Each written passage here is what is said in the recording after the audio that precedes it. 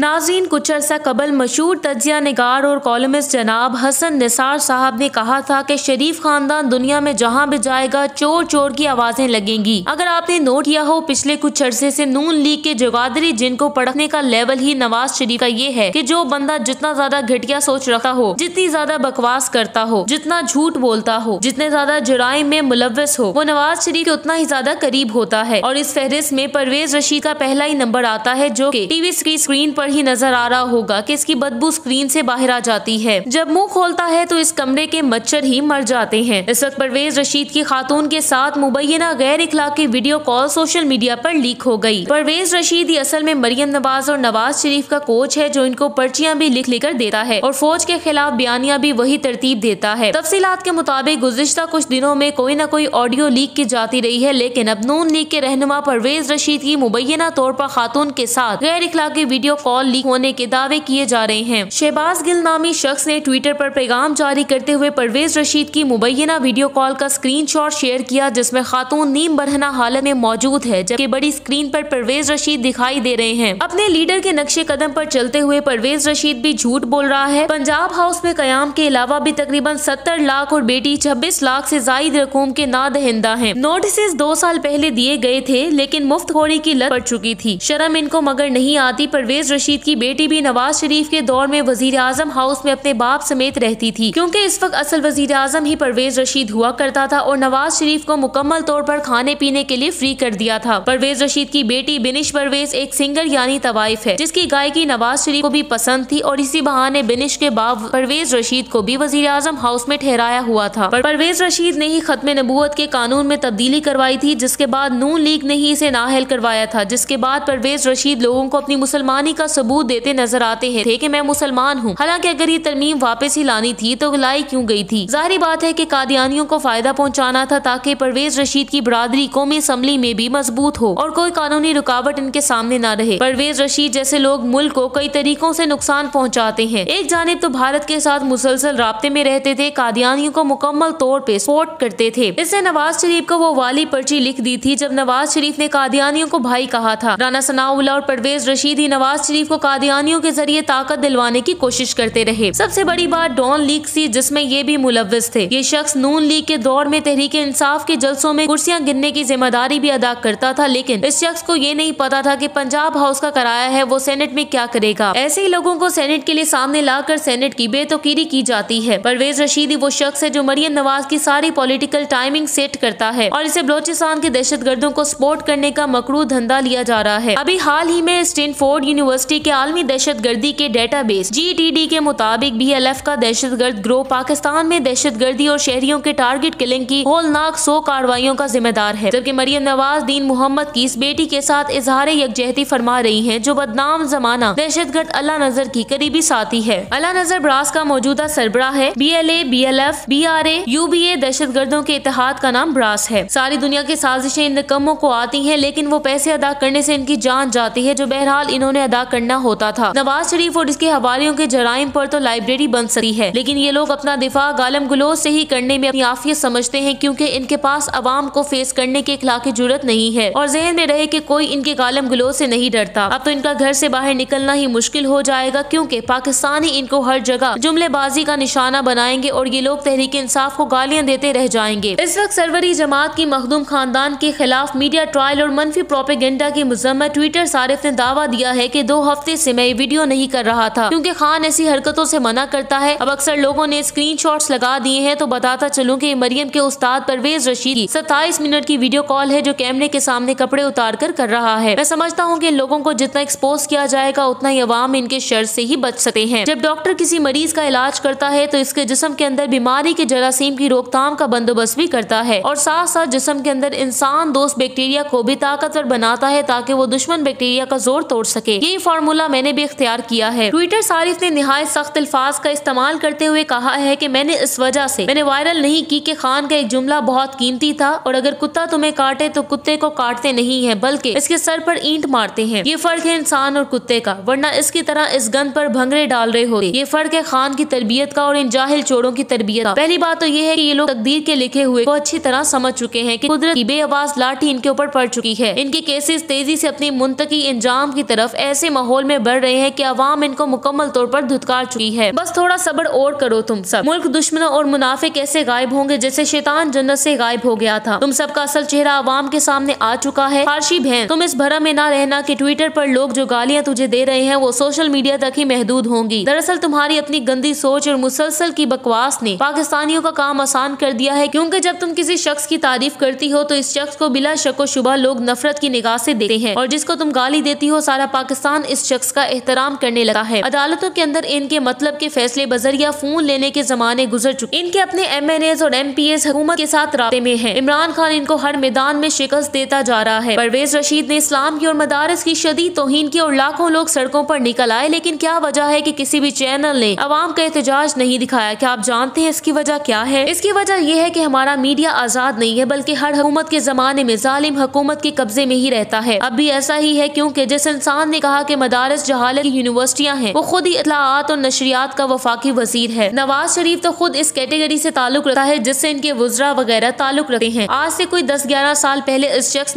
यानी कि नवाज शरीफ हकीकत में नवाज बदमाश ने हिंदुओं से इजहार यकजहती के तौर पर बयान दिया था कि हमारे खुदा और हिंदुओं के भगवान में कोई फर्क नहीं है, जिस पर पार्टी के कई अरकान ने मुस्लिम लीग नून छोड़ दी थी। ताहाल इसका कोई मुजम्मत या तौबा पर मबनी बयान रिकॉर्ड पर नहीं आया। पाकिस्तान बना तो तारीख गवाह है कि उलमा कराम दिलो जान से कायद-ए-आज़म मोहम्मद अली जिन्ना मरहूम के शाना बशाना थे, और ये सरजमीन हर हवाले से चटेल जमीन थी। यहाँ कुछ भी नहीं था, कॉलेज न मदरसा न थाना, कुछ भी नहीं था। तामीर वतन के लिए सर जोड़े गए। बिलाखिर मस्जिद, मदरसा, कलमा, अजान, नमाज, खुतबा, कुरान, निकाह, जनाजे और शरई मसाइल में रहनुमाई हम जाहिलों के जिम्मे लगा दी गई, और सड़कें, खंबे, सीवरेज लाइन, बिजली, गैस, पेट्रोल, थाने, अदालतें, स्कूल, कॉलेज और इल्म फिक्र की यूनिवर्सिटियों का कयाम आप हजरात के हिस्से में आ गया। इस तकसीम में कमाल बेइंसाफी ये देखिए कि हुकूमत का पैसा और जुमला वसाइल आपकी जिम्मेदारियों के लिए वक्फ कर दिए गए। यूनिवर्सिटियों को सैकड़ों एकड़ अराजी गिफ्ट की गई और मदारस के लिए एक गज जमीन का टुकड़ा भी नहीं दिया गया। आज भी किसी मोहल्ले के बादकारी में हॉस्पिटल, स्कूल और पार्क की जगह तो रखी जाती है, मगर मदरसा के लिए करोड़ों की ग्रांट्स यूनिवर्सिटीज के लिए तो है, मगर मदारिस के लिए बिल्कुल भी नहीं है। पाकिस्तान का सियासी अशराफिया जो अपने मुल्क का ना हो सके, अपने रिश्तेदारों का ना हो सके, वो अवाम के साथ या अपने इत्तेहादियों के साथ क्या वफादारी निभाएगा? सियासत की ABC जानने वालों को पता है कि ये पेट के हल्के और इंतहाई बुज़दिल लोग हैं जो बेवफाई और धोखे की इब्तिदा अपनी ही पार्टी और साथियों से करते हैं। इनको बस थोड़ी सी घास चाहिए होती है कि जिधर किसी ताकतवर महकमे या किसी फर्द ने इनके कंधे पर हाथ फेरा, ये उधर ही ठूस हो जाते हैं और बेईमानी के कामों में बला की ईमानदारी दिखाते हैं। इनका तरीका वारदात भी दीगर मुजरिमों की तरह होता है कि जो ये नजर आते हैं बस वो नहीं होते, इसके अलावा कुछ भी बन जाते हैं। सेनेटर परवेज रशीद ने कहा कि संगीन गद्दारी केस में असूल को तस्लीम करते हुए परवेज मुशर्रफ को सजा दी गई, जिस पर हमें इत्मीनान है। नेल्सन मंडेला, ची गवेरा, मौजे तंग, फिदल कास्त्रो और इन जैसे जितने भी इनकलाबी लीडर गुजरे, किसने नवाज शरीफ की तरह कभी अदालतों से जिंदगी की जमानत मांगी?